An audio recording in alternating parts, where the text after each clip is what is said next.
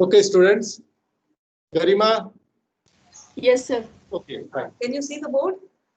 Yes, ma'am. Okay, fine.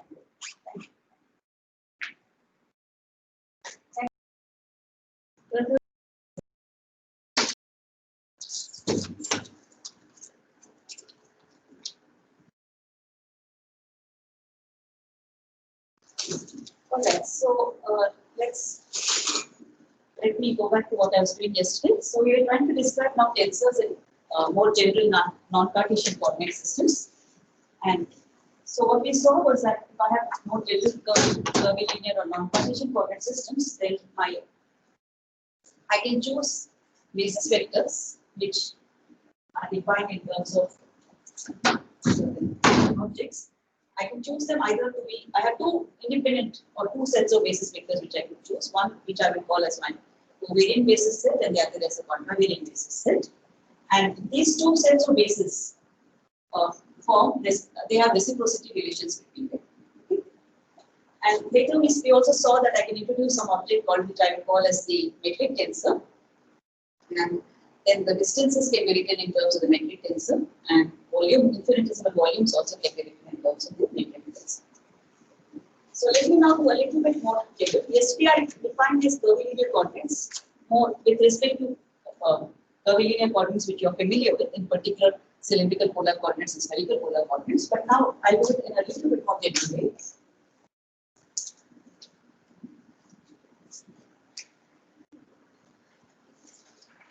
And also I introduced yesterday the idea of contravariant components and covariant components for a vector.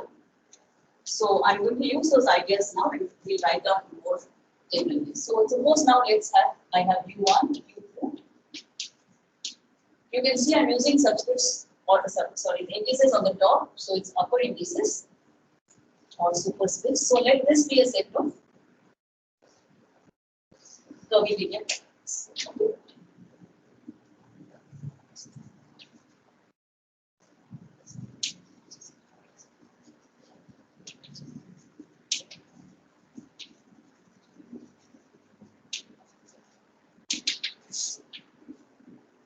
So if you take now positions, please remember your point. I have some points in the multi-dimensional space, and let us say that this point vector is defined by the position vector R. And what this means is this position vector R will be some function of U1, U2.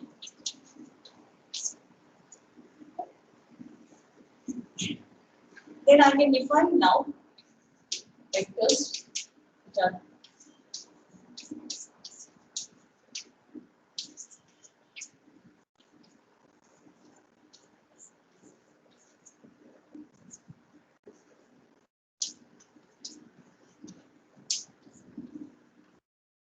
notice the way I have labeled the things. See, I have used contravariant labels or upper indices for the coordinates, and you can see I'm taking del R by del U1 with the index on top, here U2. Again, the indices are on top. But if you look on the left hand side, my indices are coming at the bottom. Okay, we will see that this is actually very, this is how it should be. So for the basis vectors, when I have the indices, they are subscripts or they are covariant indices. So please do this. And what you can show them is that this set, E1, E2, E3, they form a basis of vectors, and what we will call this as a covariant basis set of vectors.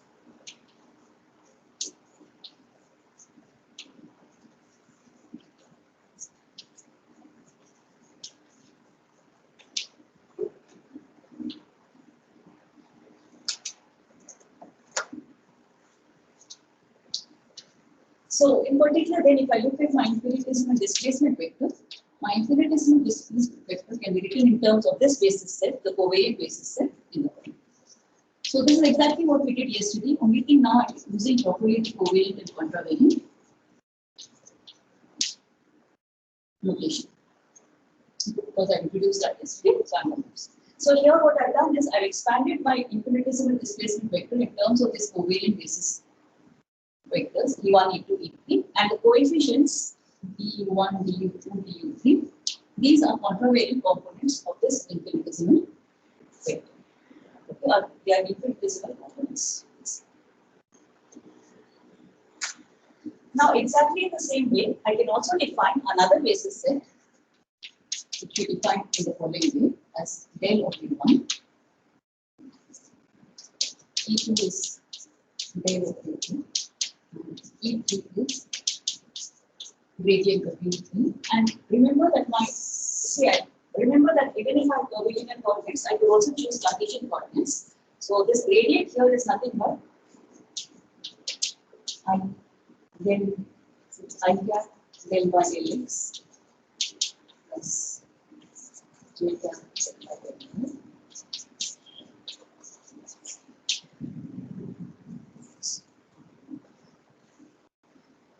Or I could rectangular basis. And what this set forms is a coordinate. So if I take now E1, E2, E3, this forms what is called as a contravariant basis.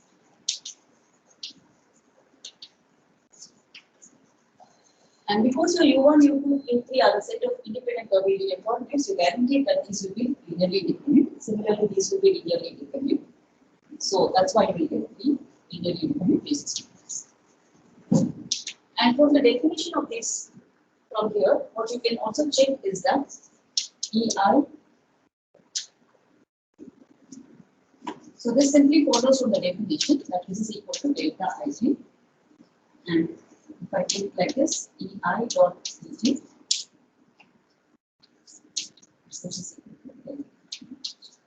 Okay, note that it's useful. I mean, it's useful to keep the order also in place. So here I have got on the left side the upper index, because now this right side object is something which has two indices, one upper and one lower, and I keep the order. Like here, the first index is I, so I keep it to this side, and the second index is j, so I leave the space and then put the j. And similarly here, the first index is on the bottom, so I put I, then leave the space and j. For delta, actually, one doesn't need to worry about it, but for other objects, it's useful to keep this order in place. And especially when you're doing for the first time, it's useful to keep track of the orders or to keep these placements appropriately. And delta Ij is defined as equal to 1 if I equal to j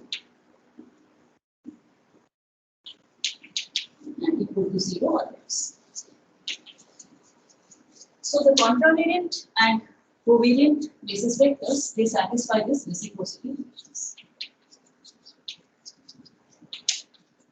And in fact, as I told you earlier, what these define is actually that if you think of this as a set of vectors, then these are what are known as dual vectors or a dual basis to this set and vice versa.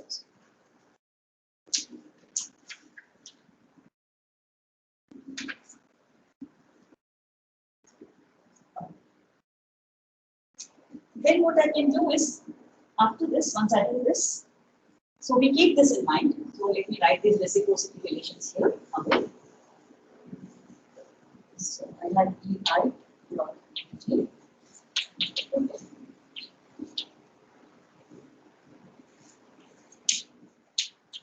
This is a scalar product, the usual scalar. Fine. Then what I do is I define now an object which has 9 components, Gij in the following way. See, note that this Gij with both the I and j on the lower index is the scalar product of the covariant basis vectors Ei dot Ej. Now, yesterday what we saw was that when I looked at the G, for example, for the cylindrical polar coordinates, what we saw was that Gij was 0. If you remember that matrix which I wrote down, it was 0 for the diagonal elements. That means if I was not equal to j, we got it as 0, and only for the diagonal elements, we got a non-zero values. But in general, it's not required that this basis set must. Because what does that mean? So if Ei dot Ej equal to 0, what does it tell you about Ei and Ej? When I is not equal to j, if they are 0, if that scalar product is 0.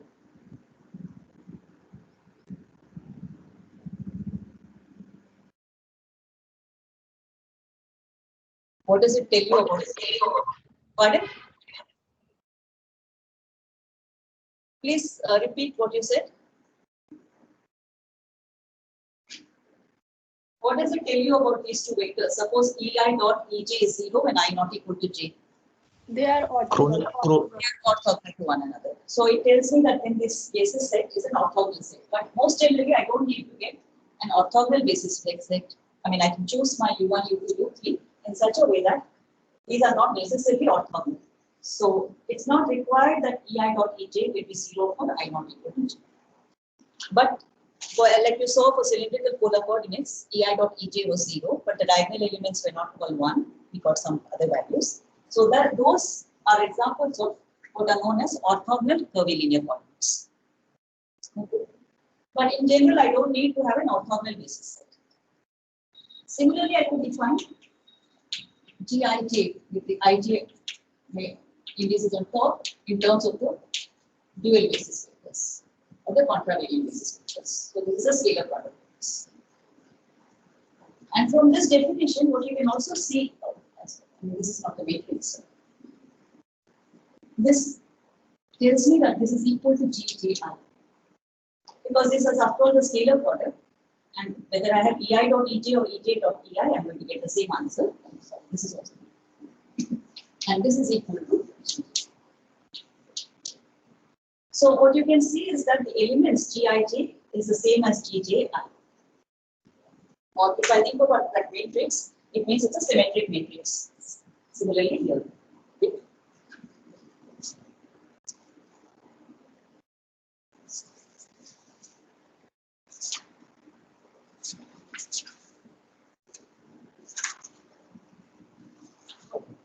Now, given this, what we can do then is that what you can show is that now if I look at the infinitesimal distance squared, ds squared as equal to dr dot dr. So I just take the scalar product of this with this, and then since I define my Gij to be like this, what you can see is that it is simply going to give me dui, duj,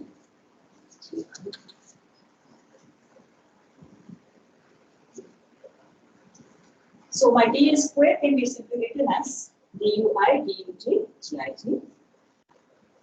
And similarly, like just like I've expanded here with terms of, okay, so now I'm also going to give another expansion because here I used the expansion of dr in terms of the covariant basis vectors.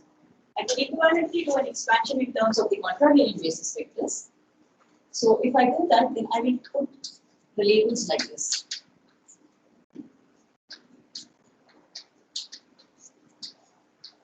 So this is the convention we will use, that if I use covariant basis vectors or the covariant basis set, then in that case the coefficients will have labels which are contravariant, that is indices appear on top.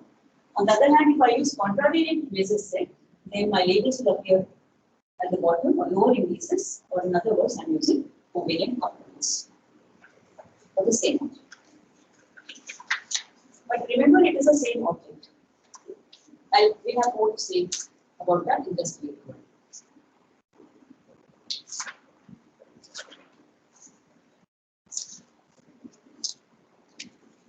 But from this definition, from here, what you can see is that I could also write this in the following way: dui, duj, gij.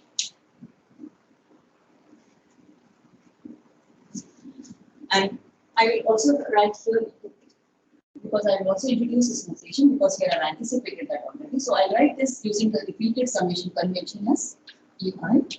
So this summation is dui. So now if you see, whenever I have the repeated summation, I should have one upper index and one lower index. You can see that I can work.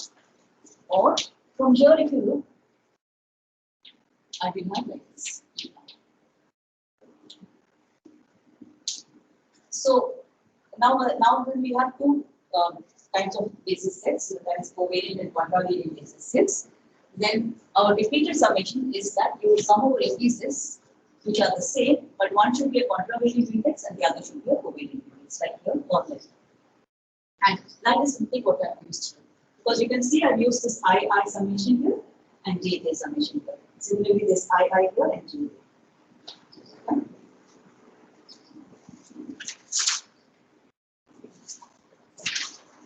So the infinitesimal distance square is given by this quantity. Now similarly, I can also use, okay, I can write here like this.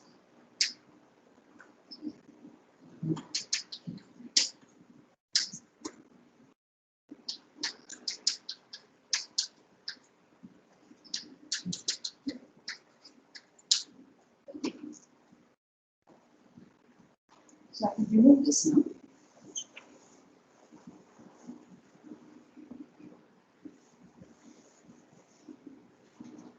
So if I define here Gij,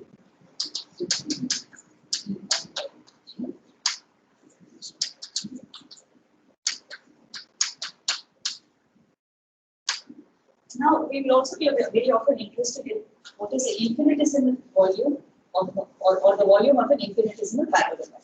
So see, this displacement is like this, but I've gone from the point A to some Q. It is, so if this is R, then this is R plus dr.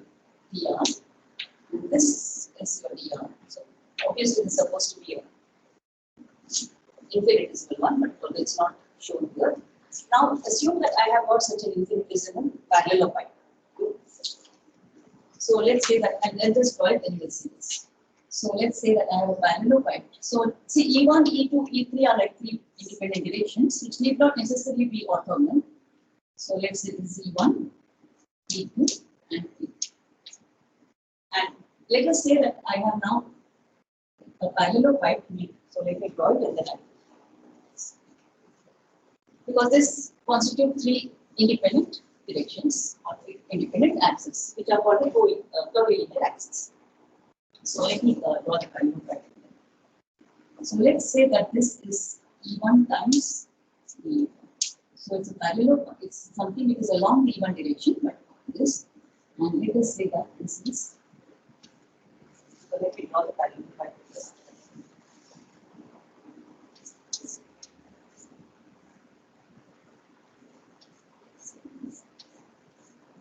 So consider an infinitesimal parallelogram, which is this distance is E1 times E1, and this is along E2. So this is E2 times E2, and this is say like along E3, and this is E3 times E2.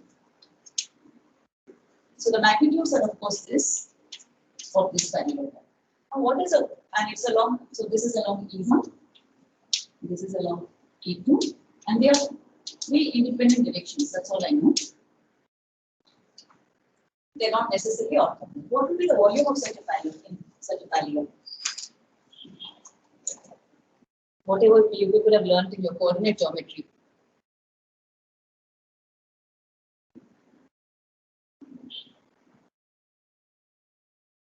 I don't know if you remember, but you can write down the volume of this infinitesimal parallel, right? Should be equal to E1 times E1 dotted with E2 du2 cross product of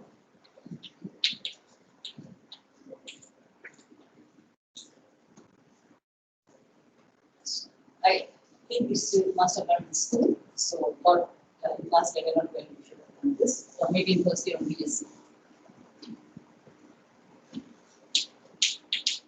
So this becomes Gij, dui dug.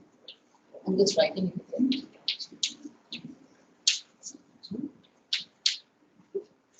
So this you can see is nothing but E1 dot E2 cross E3 times, sorry, let's just keep it on.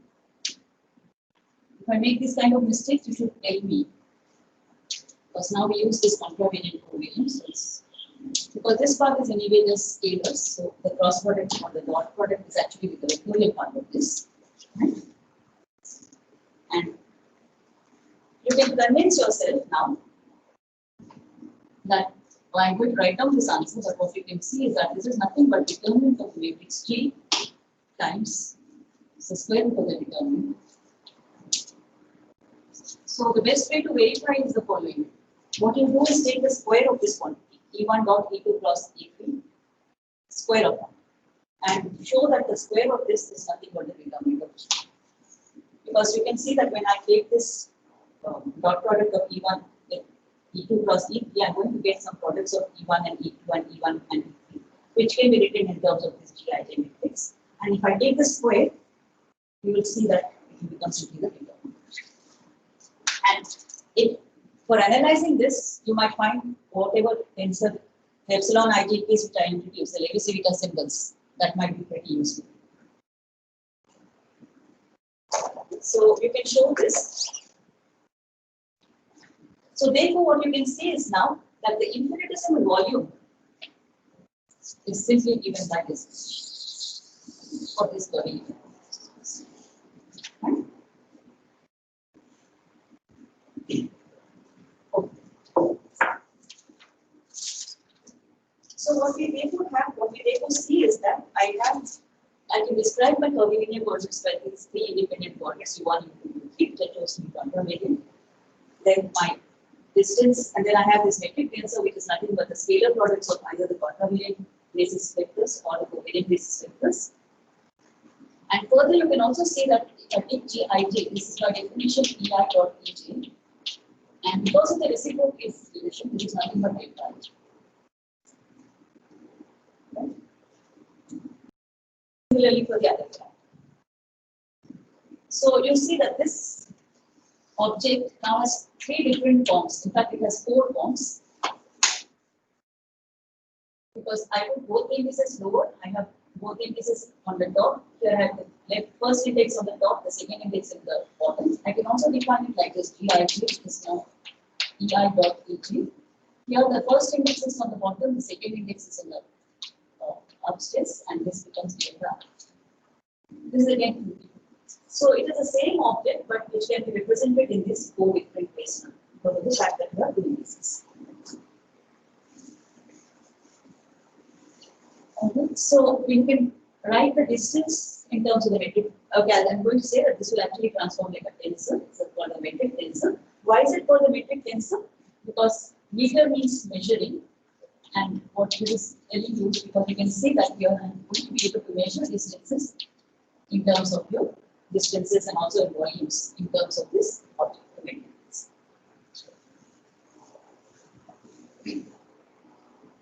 So dV will be equal to root of infinity times du1.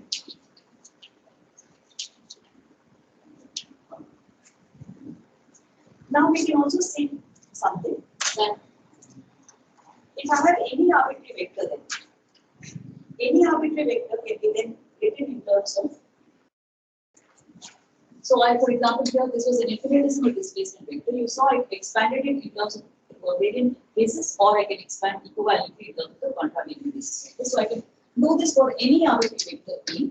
So be any vector. Then I can write A as equal to AI, EI, and B is equal to AI. So if I expand in terms of the contravariant, in terms of the covariant basis vectors, and the coefficients are contravariant. So the AIs are called as the contravariant components of A.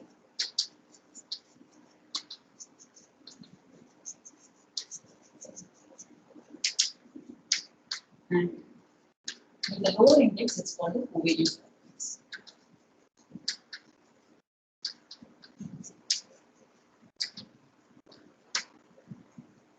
But notice that it is the same object. It's not that I'm having two different objects. So the covariant and the contravariant components must be related to one another. It's not that they are some independent objects. And how to find that out? So from here you can see that if I have A, okay, let's take A dot, let us say I take A dot EG. What will be A dot EG? This will be then AI, EI dot EG. Okay. Here you can, okay, notice this convention. I have repeated indices, so this means A1, E1 dot EG. J is fixed. So suppose J is 2, then it's A1, E1 dot E2 plus A2, E2 dot E2 plus A3, E3 dot E2. So this will simply give me, now by definition, EI dot EJ is nothing but GIG. Right?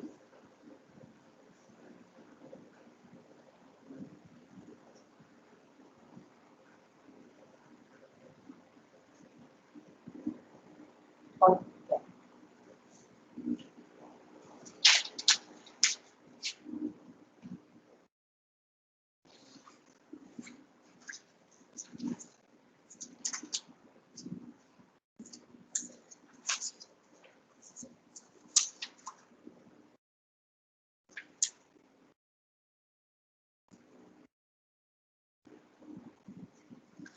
But also note one thing that maybe I can write like this. But you also note that I could also write this left hand side as the following: A dot EG. Suppose I make now the expansion in terms of this. So I will get AI EI dot EG. Okay. You can see all the kind of manipulations we are doing. So I've shown you that A dot EJ equal to AI GI. But this is the same thing if I expand now in terms of the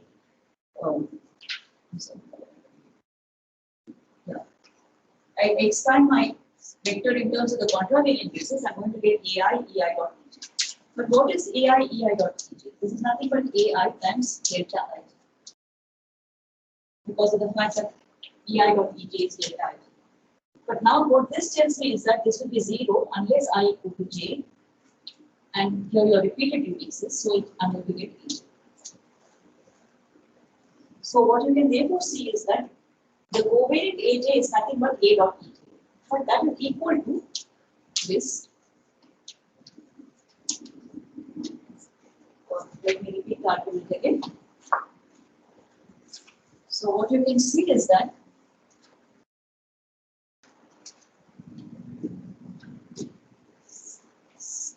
AR can be written as equal to A dot ER. Okay.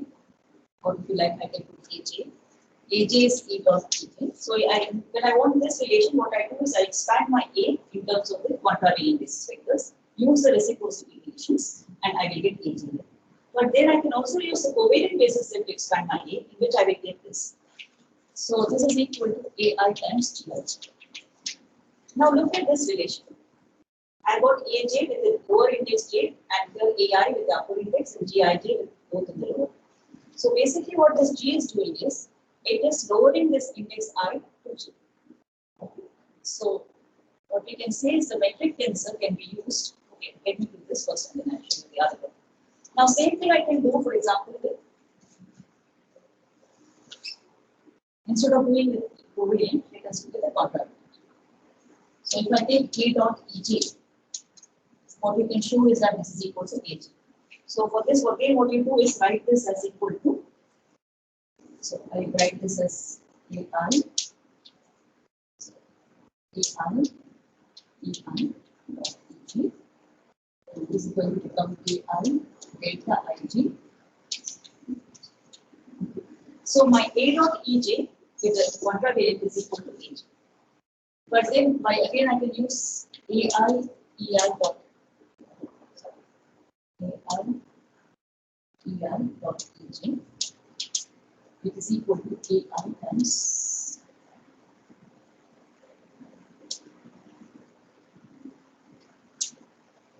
GI. So I've done exactly the same which I did earlier. And what you find now is that you can see I get an AJ which is equal to AI GI. So I get the contravariant AJ in terms of the covariant. So this is one relation.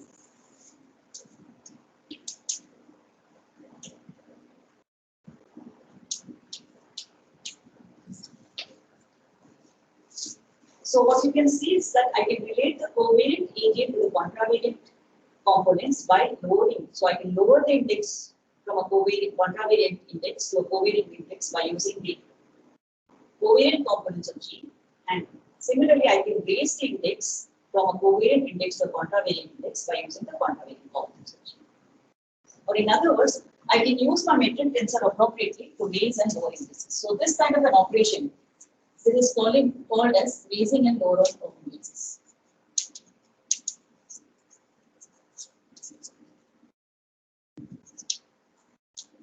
So the metric tensor can be used to raise and lower indices.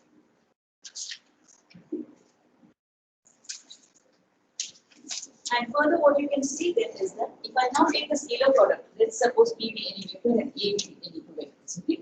Then you, okay, please convince yourself that A dot P can be written as AI BI equal to AG BG.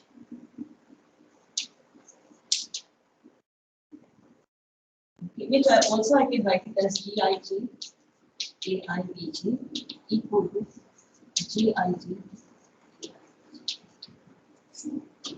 So in this, when I went from here to here, so for example, what I've done is I've written my AI in terms of, so let's write this GI, doesn't matter, but I lowered this index or lowered the contravariant index to write it in terms of covariant index, and then I get this answer, and here I paste this. So the metric tensor, as I said, can be used for these purposes, for raising and lowering indices, and it gives us very simple ways of getting my scalar product. And again, you can see that the summation is always over upward and lower index. Again, here you can see I have two summations, one is over the upward and lower. This is the I summation, it's in here. Right. So this is so far as we have, we have set up some kind of a notation for writing down at least position vectors and arbitrary vectors. And in principle, you could write down many other quantity which you like in terms of these curvilinear polynomials, U1, U2, U3, and your basis vectors, which I could choose either to be the covariant basis vector set or the contravariant basis vector. Now, what we are interested now is that suppose I start with a particular set of curvilinear polynomials, and let's say now I go to another set of curvilinear polynomials. I don't keep to the same set, but now I go to another set of curvilinear polynomials by making some kind of a transformation. So let's assume now that I'm having a set of curvilinear coordinates U1, U2, U3, and now I go to another set or transform to another set U prime 1, U prime 2, U prime. And this transformation, what I will want is, so what this tells you is that your U prime I must be some function of your original. So it will be some, each of these will be some functions of U1, U2, U3. See, just like when we went from x, y, z to r, theta, phi, x is a function of r, theta, phi, y is a function of r, theta, phi, and z is a function of r, theta, phi. So just like that, each of these are some functions of the original coordinates. And what we will demand is that this transformation, whatever it is, now I don't expect that these should be linear transformations because we are talking about curvilinear coordinates. So I will ask for arbitrary transformations, but I will expect that these functions must be continuous, must be differentiable, and maybe they can have at best some isolated similarities at some isolated points, or perhaps they can occur on lines. And further, what we will but one important thing which I will explain is that these are invertible transformations. And also we will expect that the inverse exists, single value inverse, except maybe at some isolated point. So when I say it's invertible, that means I should be able to write my UI to be in terms of UI of the prime. So we are going now from this set of coordinates to some other set of curvilinear coordinates, and as I said, that these are now arbitrary coordinate transformations. So we call these kind of coordinate transformations as general coordinate transformations. Now, corresponding to this set, let's say I have a basis set. So I have E1, E2, E3, and I also have the contravariant basis set. Corresponding. Now, exactly because these are again a set of nice curvilinear coordinates. So, for corresponding to this, again I will get a basis set which I can call as E prime 1, E prime 2, E prime 3. And then the corresponding contravariant, which is E prime 1, E prime 2, and E prime. And again, these sets will satisfy reciprocity relations. Similarly, here we have reciprocity relations. But what we can ask is, how are these two basis sets related? Because after all, I made this transformation from this U's to U primes. So how do these vectors, or can we have relations between this basis set E primes and this E's? So what is it? So let's try to find out how this basis transform.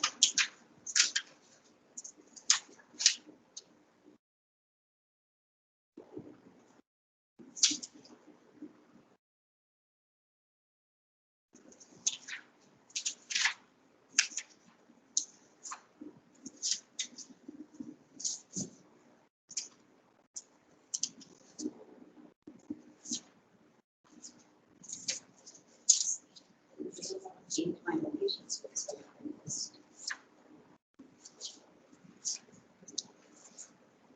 Alright, so let's try to find out how the basis vectors will transform. What are the relations between these basis vectors?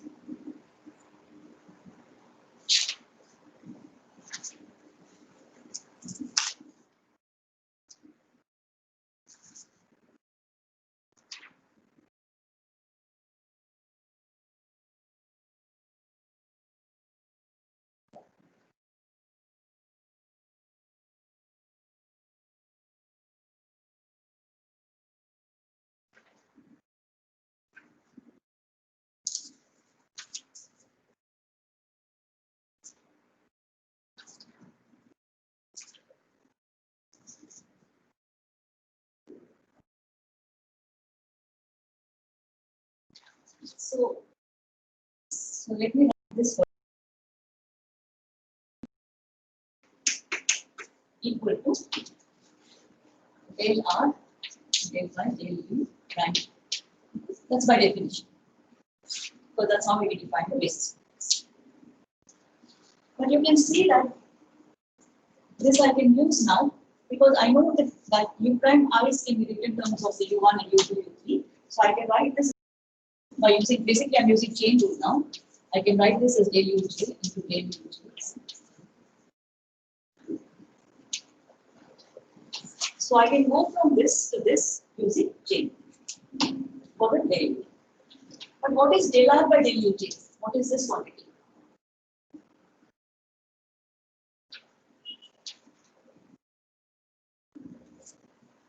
See, this is by definition the EIth covariant basis vector, and by definition it is simply the derivative or the partial derivative of the position vector by with respect to the U prime ith coordinate.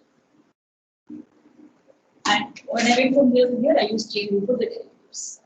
So I took the partial derivatives now with respect to Uj, and again the repeated summation j equal to 1. But what is this quantity? Del R by del Uj. EJ. So what you can therefore say is that I have Ej times del Uj. So therefore what we find is that I have E prime I equal to del Uj by del U prime I times. So I know now a relation between the covariant basis vectors in the prime set to the covariant basis vectors in the unprimed columns. Right? Now, in the same way, I can ask what is the relation for the contravariant components. So, the contravariant components, by definition, E prime I is del R, del of U prime R. Gradient of U prime R, by definition.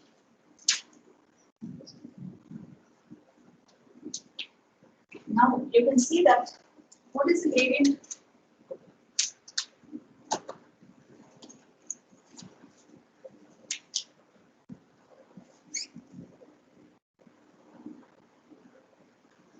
All right. So this is okay. I will use Cartesian coordinates and do the simple thing. So this you can write it as I cap times del by del x of U prime I plus j cap del U prime I by del y plus k cap del U prime I by.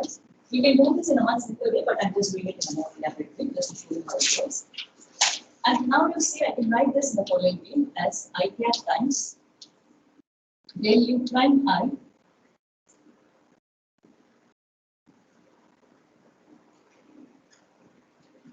I'll write this in the following.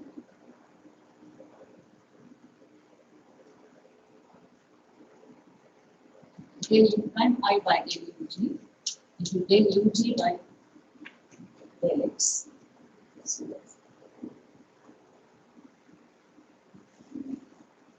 Okay, so this quantity again I'm using chain rule and writing it in the form like this: del uj by del x into del u prime I by del h. I just changed the order, but you can see that I'm taking first del u prime I by del uj and then multiplying it with del uj by del x, and then you're summing over all the g's, partial derivatives. Similarly, this j that can be written as del uj by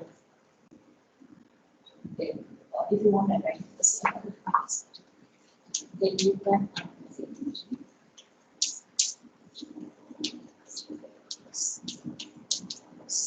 J cap into del u prime by del uj.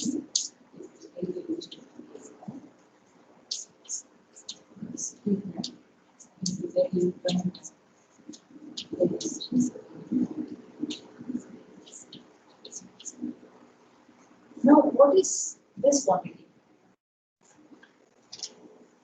So you can see here, I'm going to get here. If you look at this, the coefficient in all of this is the del u prime I by del uj. Okay. So I can write this whole thing in the following way as del u prime I by del uj into I cap del uj by del x plus j cap del uj by del y plus k cap del uj by del z. But what is this quantity which is there in the square bracket? So I maybe it will become better if I write it like this. What is this quantity? Which is now inside the round brackets. The gradient of uj, what is that? E upper J. It is contravariant. So therefore you will get del u prime I by del uj times uj. So I have therefore a relation now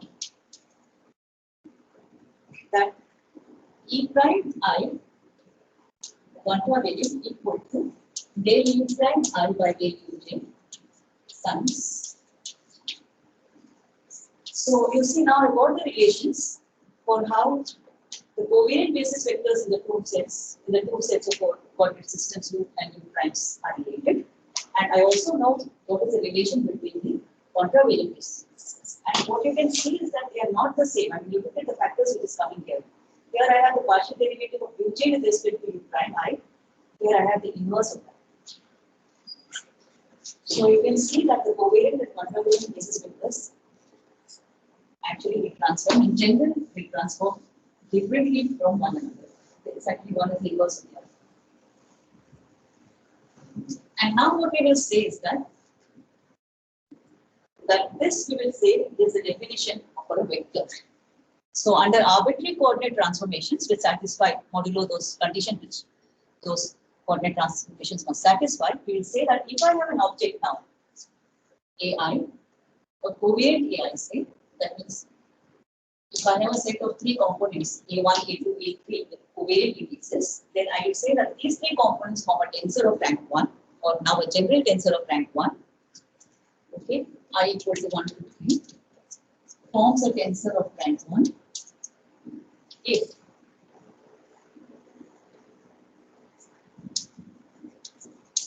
A prime I will be equal to, if it's related exactly like how these are related. Okay. So it's del uj by del u prime I into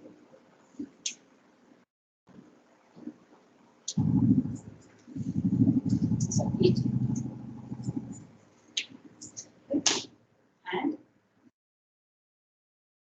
I will say that AI I equal to 1 to 3 forms a contravariant vector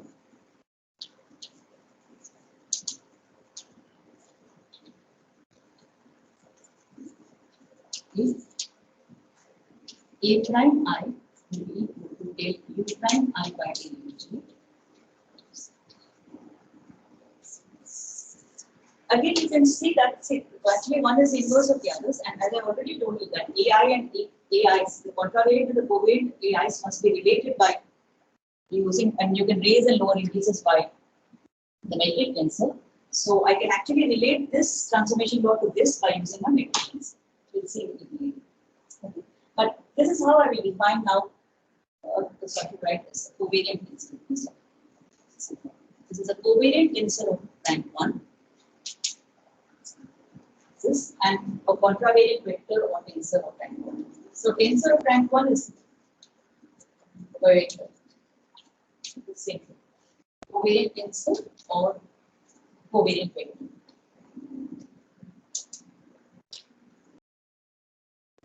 Right?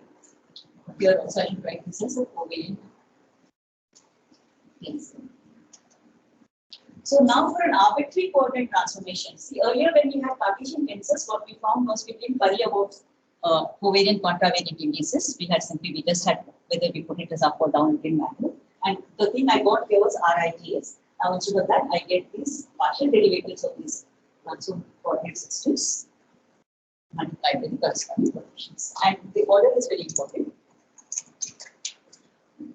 So now we can generalize this definition just like we did for the Cartesian tensors. I can do the same thing now for higher order tensors.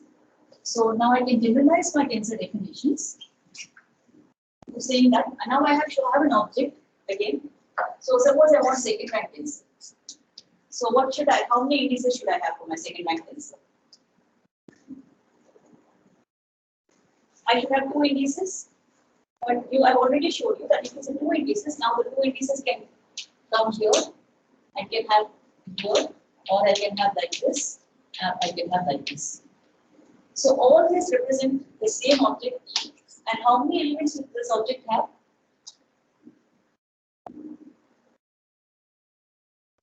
9 elements. 9 elements. So that part doesn't change, okay.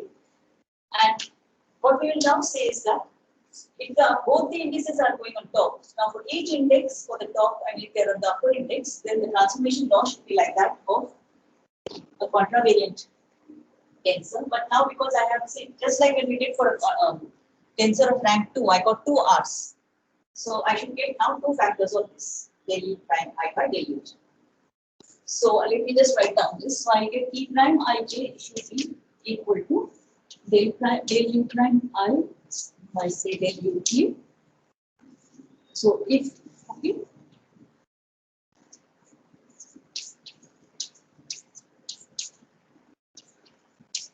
Okay, then I will call TIG is a tensor of contravariant tensor of rank.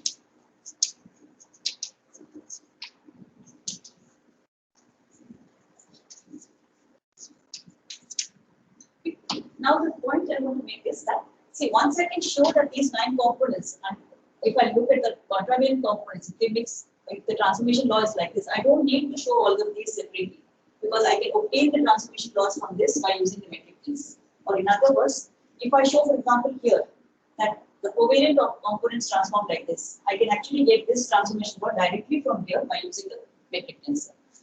I don't have to show it independently. Okay? But in general, so if I show that these 9 components transform like contravariant components of a tensor of rank 2, then as I said, by lowering the indices with the metric tensor, I can show that this object will transform like a covariant tensor of rank 2. So this is called contravariant law.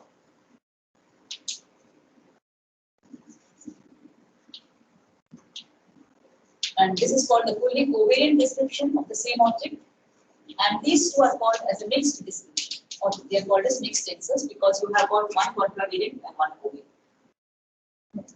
So if I give you a set of 9 components, what you can do is that you find out in whichever representation you want, either in the contravariant or in the covariant or in the mixed one. And if you can show that they transform like a tensor of particular kind, then it's enough. But let me just write down some, just for the sake of completeness. Now, if you have mode generally, let's say that suppose I show if I want to show it's a covariant tensor, then T prime Ij should be equal to del Ug by del U prime I del Because I have G, I can't use this. And U prime G. So this is the definition. This is how covariant tensor transforms.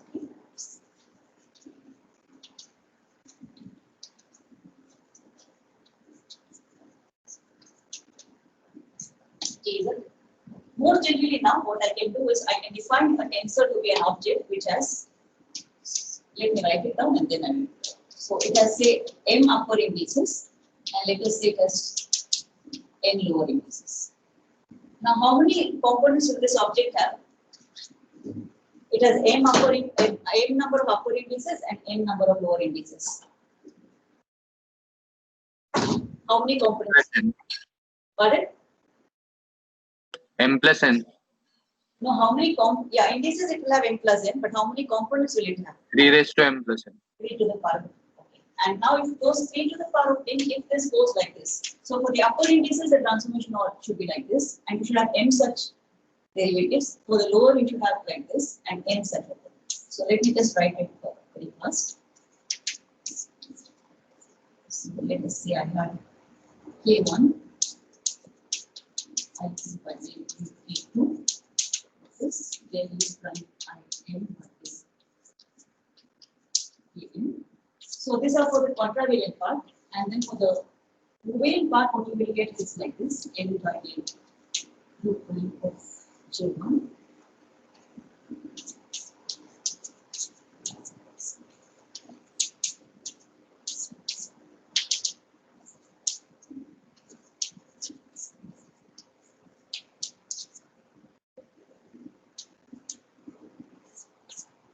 And then you have the now E1, N1, N. So if this 3 to the power of N plus N components transform like this, so the N components here like are for the contravariant part, and these N transform. This is the part of the covariant components, and again here you have this object with N upper indices and N lower indices. Then you will say that this is a tensor of rank N plus N, and with here in this particular case with M upper indices and so this is how I would define now most generally tensors. So I think I will stop here for at least for tensors. Maybe we'll do a little bit of nice problems here. And as I said, that this. So now I've gone from Cartesian tensors to more general tensors, also for any arbitrary coordinate transformations from a set of U1, U2, U3 to this U prime 1, U prime 2, U prime 3, where the transformations are in some, at least they have differentials in S. I can define a tensor in this fashion. That is some object which has 3 to the power of N components, and depending on whether they are contravariant. As I said, that the most powerful use of this is relativistic theories, and especially when you have gravity, when you take gravity into account, because gravity introduces curvature, and so which means that I need to take curvilinear coordinates, and then many more interesting things happen. So, for example, okay, we may be one problem later that the derivative now will not transform like okay. So we'll see that as a problem. So next week I'll start with group theory. We'll do some basic ideas of group theory. Okay. The class will be on Wednesday the next Wednesday. Thank you.